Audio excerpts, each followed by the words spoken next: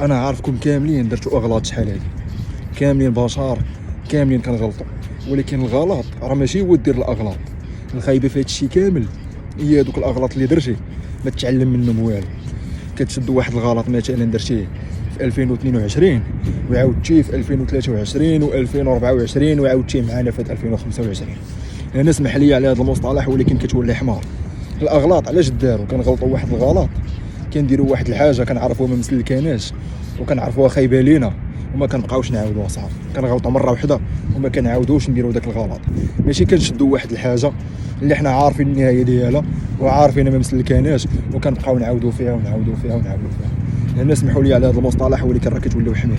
الاغلاط داروا باش كيعطيونا واحد جوج تصرفيقات كيوريونا الحقيقه ديال شي حاجه اللي كنا غلطين فيها وكنستافدوا وكناخذوا داك الدرس وكنمشيو لغيروها في حال. اما تشد واحد الغلط واش تبقى تعاود فيه وتعاود فيه وتعاود فيه، هذا اخويا ما نبغيكش تعاود ديرها. درتي واحد الغلط مزيان تعلمتي كتطلق واحد الضحيكه وكتمشي في حالك، وهذاك الغلط اللي درتيه ما تبقاش تعاودو. وانت اختي الغلط اللي درتيهم شحال هذه والاغلاط اللي درتيهم كاملين شحال هذه ما تعاوديهمش وتهلاو ليا في راسكم ونشوفكم في الرجال.